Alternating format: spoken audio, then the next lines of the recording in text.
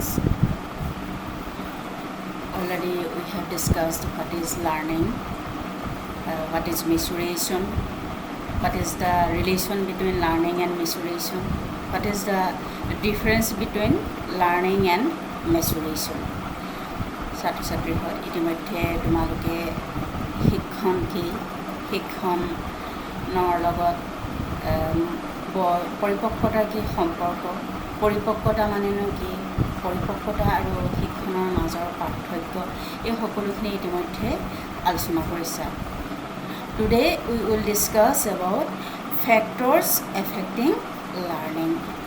আজি আমি কিছুমান ফেক্টৰ্ছ আছে যিবিলাকে আমাৰ শিক্ষণক প্ৰভাৱিত কৰে। সেই ফেক্টৰ্ছবিলাক বিভিন্ন ধৰণৰ, তাৰে আমি আজি আলোচনা। প্ৰথমটো হৈছে কি subjective or ফিজিঅলজিক্যাল factor. Subjective or ফিজিঅলজিক্যাল factor. Okay, first one is physical health. Good physical health obviously important for any child, is not it? For learning also, good physical health is most important. It gives strength and learning activities for a longer education. Okay, ছাত্ৰ ছাত্ৰীসকল আমাৰ সুস্বাস্থ্যটো সকলো দিশৰ কাৰণে বা সকলোৰে কাৰণে অতি প্ৰয়োজন। আৰু শিক্ষণৰ ক্ষেত্ৰত বিশেষকৈ শিক্ষণৰ ক্ষেত্ৰত আমাৰ সুস্বাস্থ্যটো অতি প্ৰয়োজন। You can feel it that good health has a great impact on learning. তোমালোকেও অনুভৱ কৰা যে আমাৰ যি সুস্বাস্থ্য, সেই সুস্বাস্থ্য শিক্ষণৰ ওপৰত প্ৰভাৱ যথেষ্ট বেছি। Next, fatigue and boredom. Physical fatigue causes mental boredom and laziness, which affects the learning capacity of the person. The factors related to home and school environment, such as the lack of accommodation, lack of pure nutrition, unhealthy clothing, etc., may cause physical and mental fatigue, which affects the learning capacity of the individual. ছাত্ৰ ছাত্ৰীসকল যেতিয়া আমি দৈহিক ক্লান্তি অনুভৱ কৰোঁ, তেতিয়াই আমি মানসিক ক্লান্তিও অনুভৱ কৰোঁ। আৰু এই দৈহিক আৰু মানসিক ক্লান্তিয়ে আমাক এলেহুৱা ভাৱ এটা আনি দিয়ে, যিটোৰ কাৰণে আমাৰ যি শিক্ষণ, সেই শিক্ষণ ক্ষমতাৰ ক্ষেত্ৰত প্ৰভাৱিত কৰে।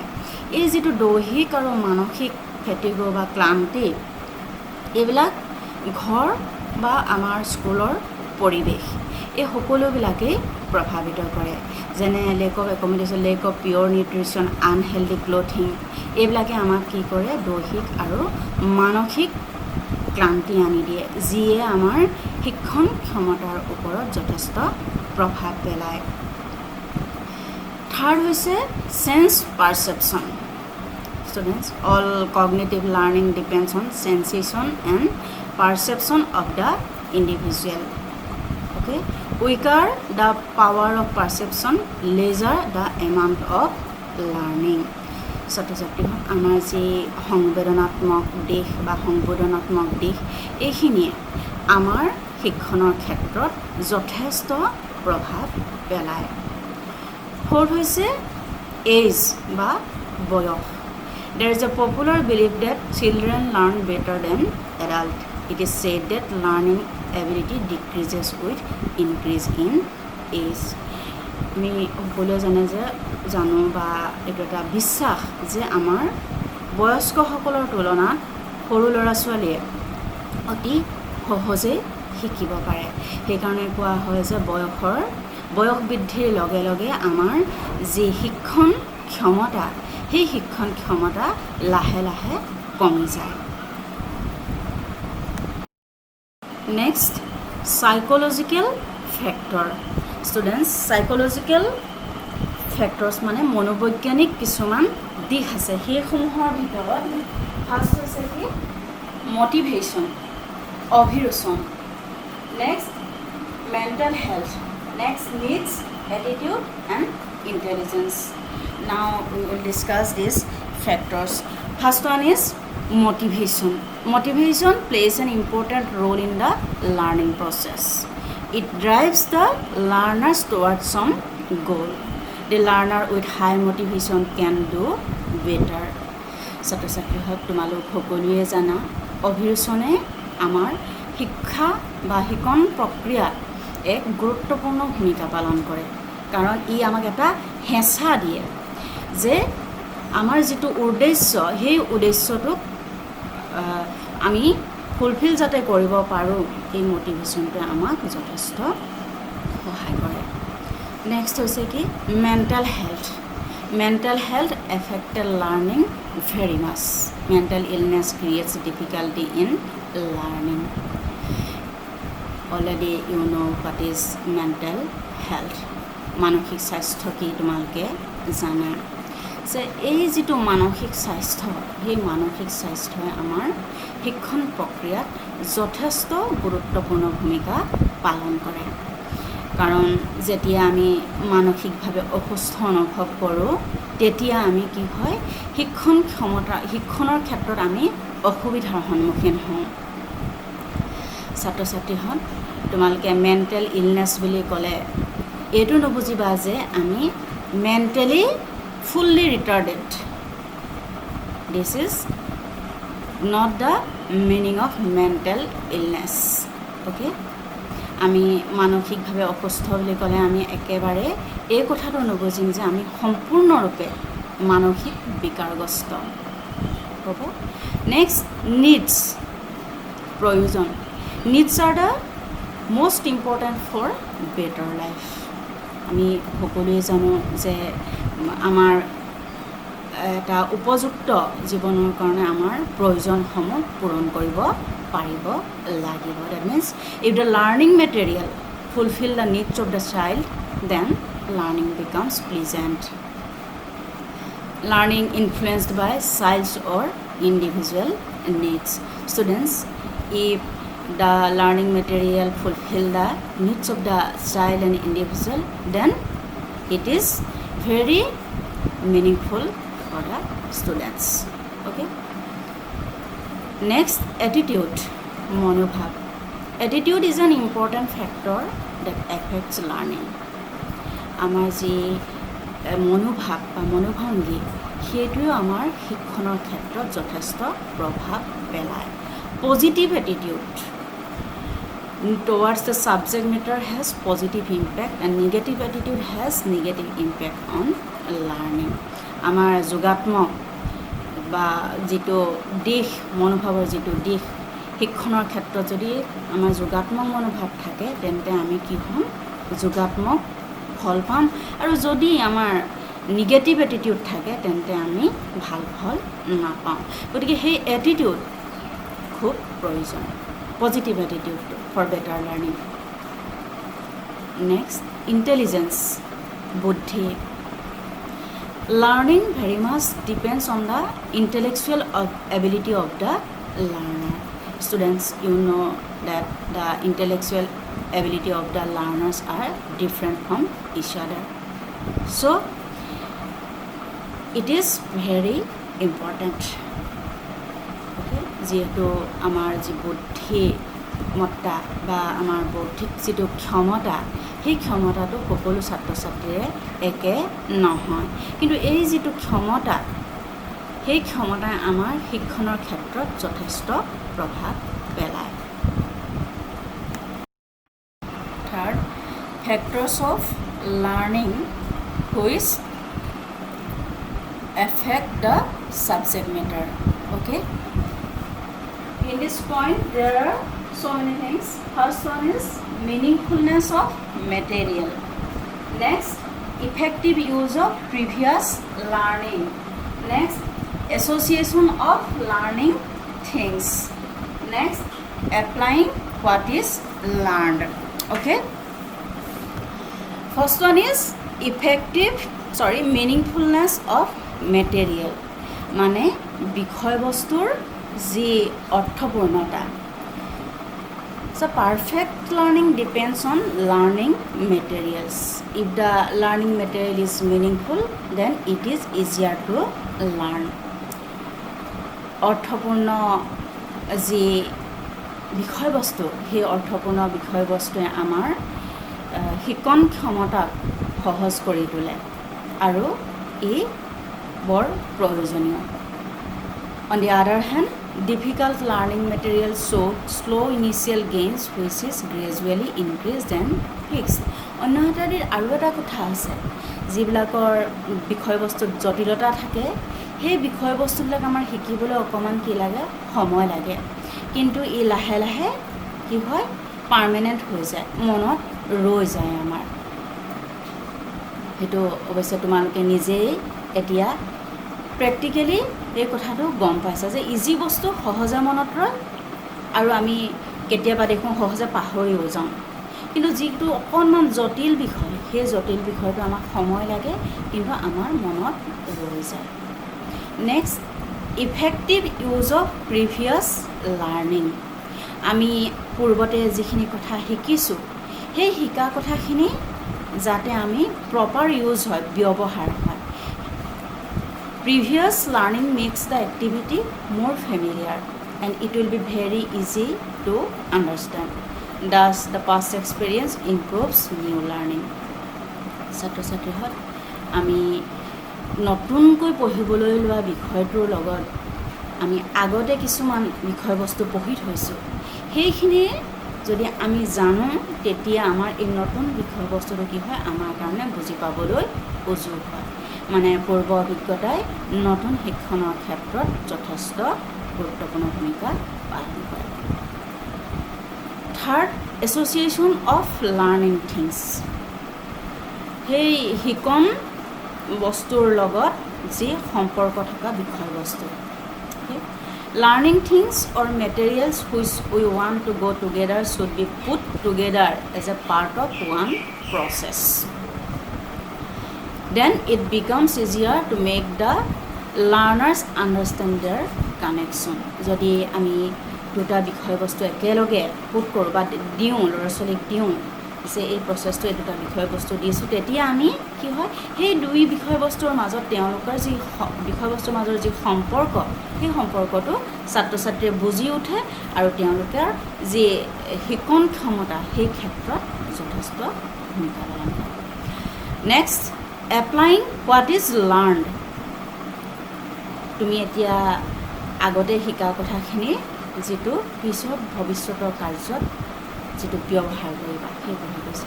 Application of learn things or knowledge provides a purpose for learning. Information is made more functional when it is applied. ছাত্ৰ ছাত্ৰীহঁত, যেতিয়া তোমালোকে আগতে শিকি থোৱা কথাবোৰ যেতিয়া ব্যৱহাৰ কৰিবা তেতিয়া সেই শিকনটো বেছি উজু হ'ব বা সোনকালে শিকিব পাৰিবা বা শিকাৰ ক্ষেত্ৰত যথেষ্ট তোমালোকক সহায় কৰে। Students, now we will see the factors of learning which are related with the methods of learning. Okay? আমাৰ শিক্ষণৰ যি পদ্ধতি সেই পদ্ধতিসমূহক প্ৰভাৱিত কৰা চৰ্তসমূহনো কি কি এতিয়া আমি চাম। ফাৰ্ষ্ট চৰ্তটো হৈছে কি, whole and part learning. Next, over learning.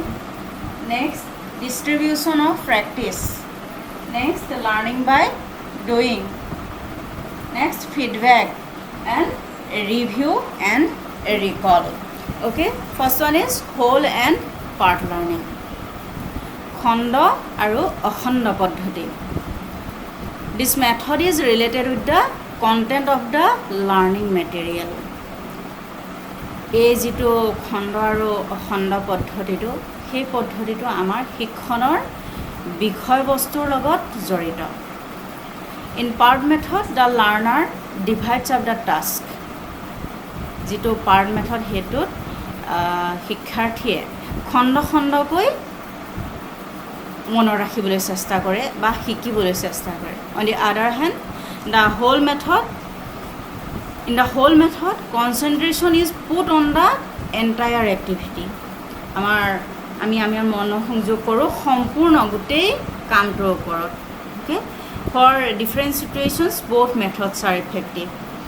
কিছুমান চিটুৱেশ্যনৰ কাৰণে এই পাৰ্ট মেথডটোৱে ইফেক্টিভ আৰু কিছুমান চিটুৱেশ্যনৰ কাৰণে হোল মেথডটো ইফেক্টিভ নেক্সট অভাৰ লাৰ্ণিং মানে অতি শিক্ষণ in over learning we repeat our act for the purpose of fixing or stabilising the performance practice helps us to learn the correct response and overlearning helps to stabilize the response.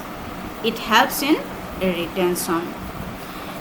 ছাত্ৰ ছাত্ৰীহঁত এই যিটো অতি শিক্ষণ এই অতি শিক্ষণতে আমাৰ যি শিক্ষণৰ উদ্দেশ্য সেই উদ্দেশ্যটো হৈছে কি আমাৰ মনত ৰখা ফিক্স কৰা বা ষ্টেবিলাইজ কৰা আমাৰ প্ৰেক্টিছৰ জৰিয়তে আমি কৰোঁতে মানে যিটো কৈছে অভাৰ লাৰ্ণিং অতি শিক্ষণ বুলি কৈছে সেইটো কৰোঁতে আমাৰ মনত ৰাখিবলগীয়া কথাখিনি আমাৰ ষ্টেবিলাইজ হৈ যায় ফিক্স হৈ যায় আৰু আমাৰ পাহৰাত এই বাধাৰ সৃষ্টি কৰে কিন্তু এটা কথা ঠিক এই যি অতি শিক্ষণটো যদি অতি বেছি হৈ যায় তেতিয়া আমাৰ কি হয় আমনি লাগে আৰু যেতিয়াই আমাৰ আমনি লাগে তেতিয়াই তাৰ এটা নিগেটিভ ইম্পেক্ট হয় শিক্ষণৰ ক্ষেত্ৰত students but overlearning beyond a particular limit may cause fatigue which has a negative impact of learning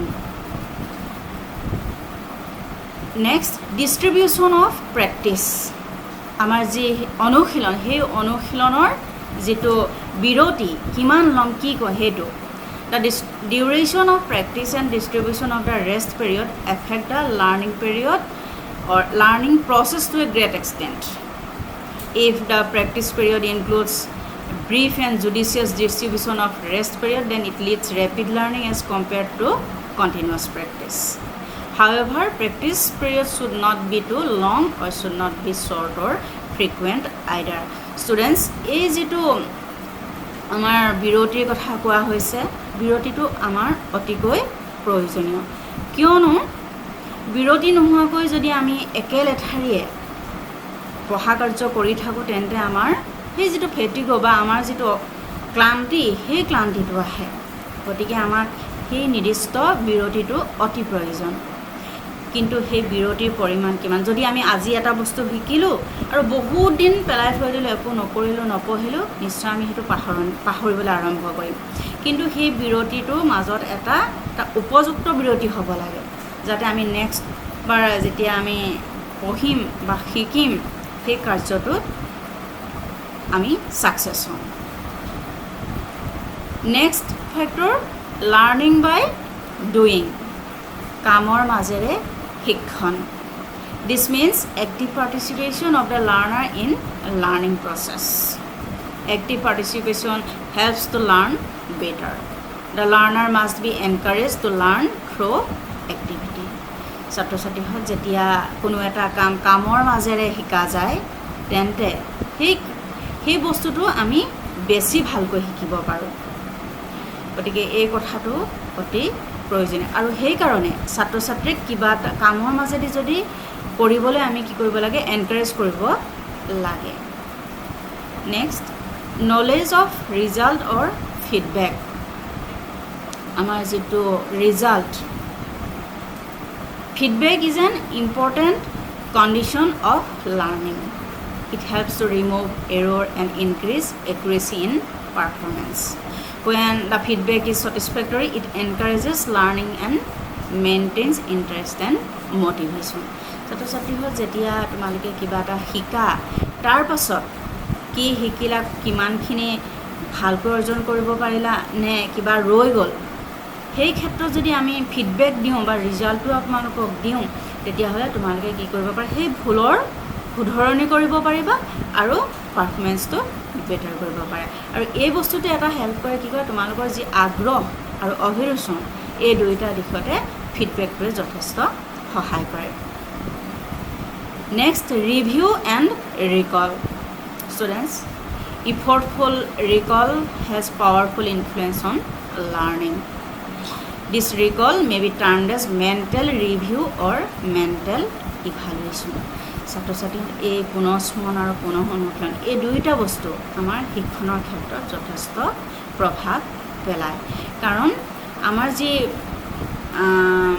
মনত ৰোৱা যি কেপাচিটি সেই কেপাচিটিটোৰ ক্ষেত্ৰত এই ৰিভিউ আৰু ৰিকলে পুনঃস্মৰণ আৰু পুনঃ অনুশীলনে যথেষ্ট প্ৰভাৱ পেলায় students there are so many other factors which affect learning there first one is goal of learning is goal oriented you know it goal helps the learner to become conscious and active to learn ছাত্ৰ ছাত্ৰীহঁত শিকনৰ ক্ষেত্ৰত আমি দেখিছোঁ যে তাৰ অন্তৰালত এটা কি থাকে নিৰ্দিষ্ট লক্ষ্য থাকে আৰু যেতিয়া এটা নিৰ্দিষ্ট লক্ষ্য থাকে তেতিয়া আমি কি হৈ যাওঁ আমি কনচিয়াছ হৈ যাওঁ আৰু এক্টিভ হৈ যাওঁ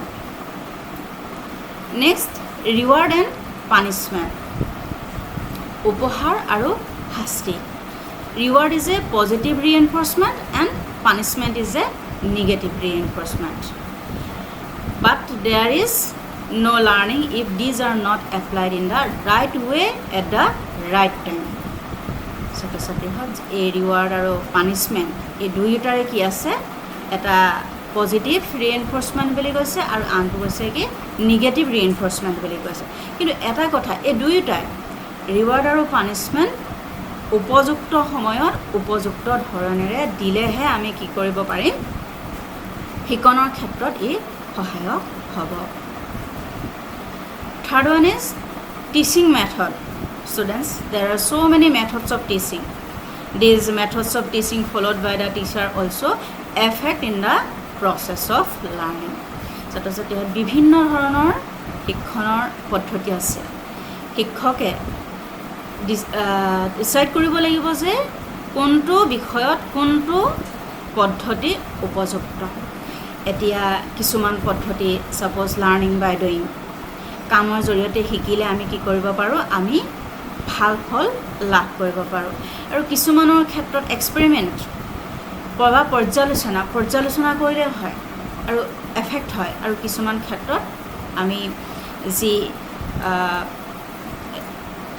part and whole method suppose খণ্ড আৰু অখণ্ড পদ্ধতি এই পদ্ধতি শিক্ষকে ব্যৱহাৰ কৰিলেও লাভৱান হয় next administrative skill the administrative skill efficiency and abilities of the educational institutions are also affect students learning যেটো প্ৰশাসনিক দিশ সেই প্ৰশাসনিক দিশটোৱেও ছাত্ৰ ছাত্ৰীৰ শিকনৰ ক্ষেত্ৰত প্ৰভাৱ বিস্তাৰ কৰে last one is teachers efficiency শিক্ষকৰ যি কৰ্মদক্ষতা students teachers efficiency is the important factor for students learning in short we can conclude that there are different factors which affect learning and bring about improved performance the factors mentioned above are some common factors which are worth mentioning ছাত্ৰ ছাত্ৰীহঁত আমাৰ